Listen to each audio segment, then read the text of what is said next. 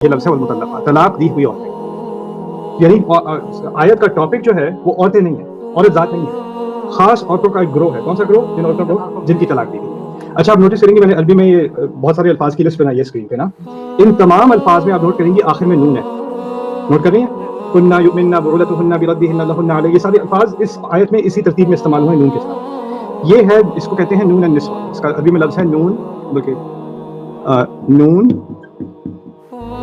النسوہ، نون عورتوں کے لیے استعمال کیا جاتا ہے، ٹھیک ہے؟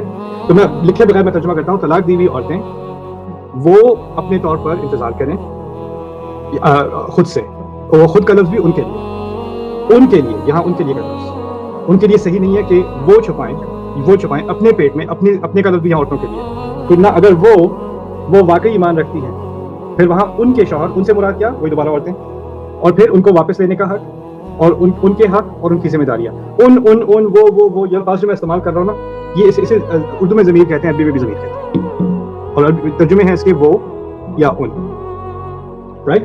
یہ لفظ ہم استعمال کر رہے ہیں۔ اب آپ ایک چھوٹی سی مثال لیں، اگر میں کہوں ایک دفعہ رسول صلی اللہ علیہ وسلم رستے میں گزر رہے تھے، ان سے صحابی نے ملاقات کی، میں ان کا لفظ استعمال کروں، کسی کے بھی ذہن میں کیا آئے گا؟ کس سے ملاقات کی صحابی نے؟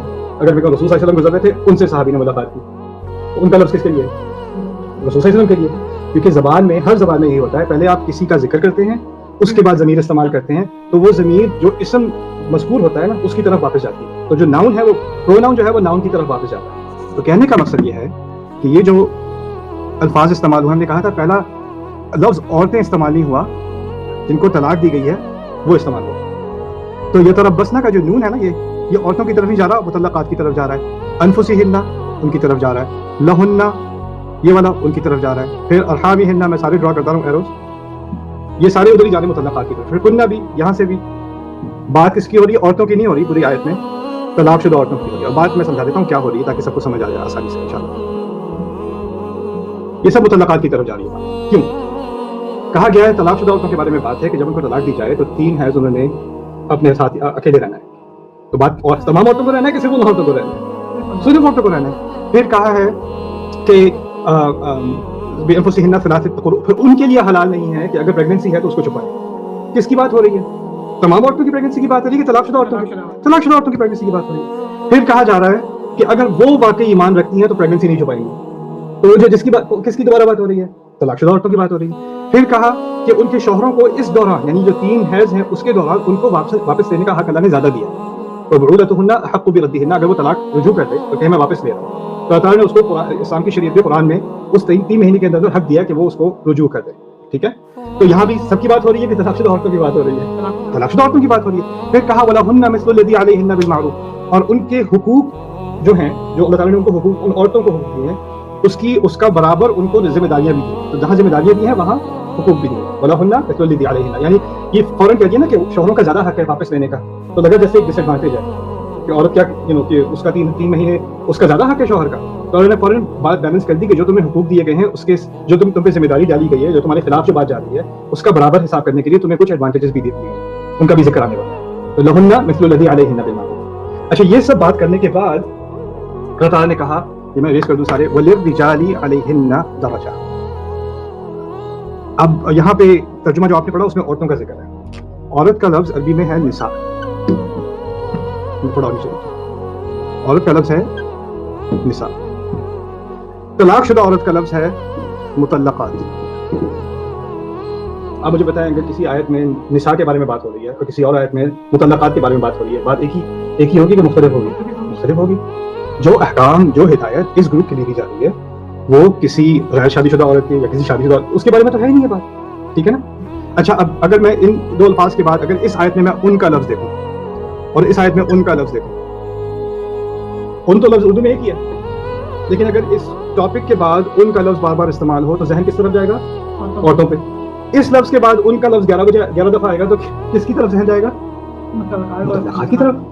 اب یہ آخری دفعہ ان کا ذکر ہے علیہن، اور اس کا ترجمہ کیا جا رہا ہے، اور مردوں کو عورتوں پر، یہاں علیہن کا یہ جو ہنہ ہے نا، یہ وہی، یہ نیچے یہ ہنہ جو لکھا ہے نا، یہ وہی ان ہے،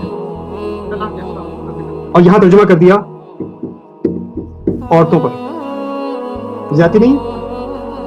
اگر ان کا لفظ مطلقات کے لیے استعمال کیا جا رہا ہے पिछले 11 दफा मुतल्लकात के लिए इस्तेमाल किया, तो अल्लाह ने 12वीं दफा औरतों के लिए इस्तेमाल किया। उसको कुत्तों की नहीं बनती। जो सारी बात हो रही है वो इनके बारे में हो रही है, तलाकशुदा औरतों के बारे में हो रही है। और क्या बात की जा रही है? बात ये की जा रही है कि इन 3 महीनों में किसको एडवांटेज दिया है, किसको दर्जा दिया है?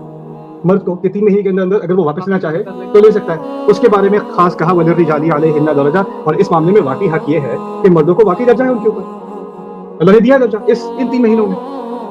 कुरान में बात ये हो रही है। फिर दूसरा एक अरबी में हम पढ़ते हैं इल्मुल मानी, थोड़ा सा कॉम्प्लिकेटेड सब्जेक्ट है अरबी का, लेकिन मैं अभी आपको थोड़ा सा समझा देता हूँ। यह है वलिर्रिजाली अलैहिन्ना दरजा। अगर ये नॉर्मल जुमला होता ना अरबी का, तो इसको ऐसे लिखा जाता है, लिर्रिजाली दरजतुन अलैहिन्ना, ऐसे लिखा जाता है, वलिर्रिजाली दरजतुन अलैहिन्ना। इसके 3 अज्जा हैं, लिर्रिजाल, दरजा, अलैहिन्ना, 3 अज्जा हैं, राइट। अब इस जुमले में जो आयत है इसमें भी 3 अज्जा हैं, लिर्रिजाल, अलैहिन्ना और फिर दरजा। ये भी 3 अज्जा हैं, लेकिन इनकी तरतीब मुख्तलिफ है ना। यानी जो अलैहिन्ना आखिर में था उसे अरबी में कहते हैं मुकद्दम किया गया है। मुकद्दम से मुराद है उसको खास पहले लाया गया है। जब अरबी में ऐसा किया जाता है तो उसके खास मानी निकलती है, यदुल्लु अलल इख्तिसास तौकीद वल इह्तिमाम। यहाँ बात क्या निकलती है?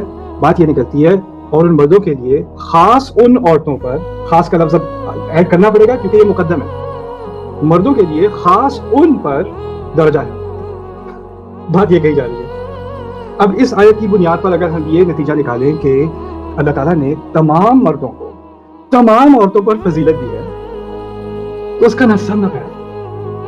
अगर आपने किसी और जगह से ये नतीजा निकालना है, be my guest, most welcome, आप निकालें। इस आयत से कैसे निकालें?